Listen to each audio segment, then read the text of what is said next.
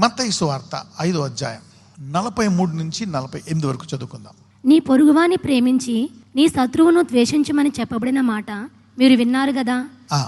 నేను మీతో చెప్పినదేమనగా, మీరు పరలోకమందున్న మీ తండ్రికి కుమారులై ఉండునట్లు మీ శత్రువులను ప్రేమించుడి.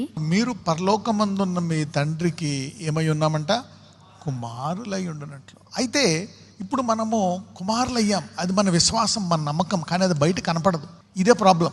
మనకు కూడా కనపడదు. మనకు కూడా మన అందము, మనకుండేటువంటి హోదా, చదువు, డిగ్నిటీ ఇవే కనపడతాయి ఇతరులకి, మనకు కూడా. అందుకే మనము దాని అందు అతిశయిస్తాము, వాళ్ళు దాని అందు.